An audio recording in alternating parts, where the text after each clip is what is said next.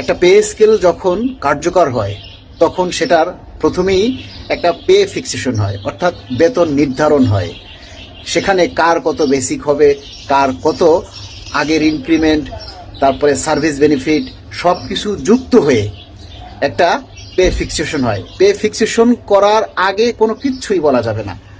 Pay fixation হওয়ার পর তার যে অ্যামাউন্টটা দাঁড়াবে সেটাই হবে তার মূল বেতন বা মূল বেসিক, এবং সেটা অনুযায়ী তার বেতন, হাউজিং অ্যালাউন্স, এবং সেটার উপরে ভিত্তি করেই এই যে বৈশাখী ভাতা, তারপরে ঈদ বোনাস সব কিছুই কিন্তু ওই বেসিক বা মূল বেতনের উপরে নির্ধারণ করে হবে।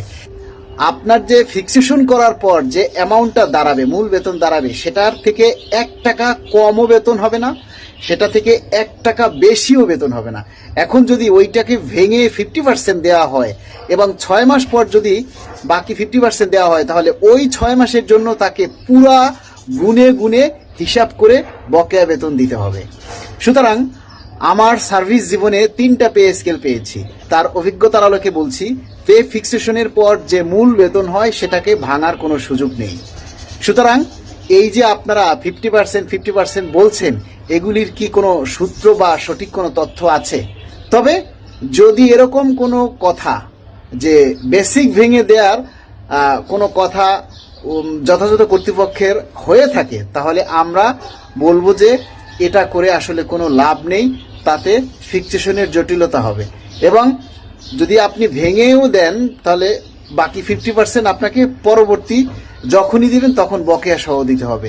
আর একটা প্রসঙ্গ হচ্ছে, 1 জুলাই ধরুন একজন কর্মকর্তা বা একজন কর্মচারী অবসরে যাবে, তাহলে অবসরে যাওয়ার এখন যদি আপনি তাকে বেসিকের 50% দেন, তাহলে পরবর্তী বছরে আবার আপনি তার বাকি 50% দিবেন, তাহলে তার হিসাবটা কিভাবে নির্ধারণ করবেন? সেই লোকটা তো আর ওই 1 বছরের টাকা পাবে না, পাবে? তাহলে সেক্ষেত্রে কিন্তু পে ফিক্সেশনের পরে তাকে দিলে সেটা সম্পূর্ণ বকেয়া হিসেবে দিতে হবে। সুতরাং পুরো হিসাবটাই একটা গোলমালে তাল গোলে পেকে যাবে। তাই আমরা যথাযথ কর্তৃপক্ষের কাছে আমরা বিনীত অনুরোধ করব, এই যে পে ফিক্সেশন যেটা হয়, আমরা এই পে স্কেল মূলত 2টি ধাপে আমরা চাই। প্রথম ধাপে মূল বেতন, কেননা মূল বেতনকে ভাঙার কোনো সুযোগ নেই, এবং দ্বিতীয় ধাপে অন্যান্য ভাতাদি কার্যকর করবেন। এর বেশি যদি কোনো ধাপে বাস্তবায়ন করেন তাহলে কর্মচারীদের এই পে স্কেল দিয়ে তেমন কোনো সুবিধা হবে না, কারণ এই পে স্কেল যখন কার্যকর হবে এরই সাথে পাল্লা দিয়ে দ্রব্যমূল্যের দাম বেড়ে যাবে। দ্রব্যমূল্যের দাম কিন্তু ধাপে ধাপে 3 ধাপে 4 ধাপে বাড়বে না, সেটা যা বাড়ার কিন্তু 1 ধাপেই বাড়বে।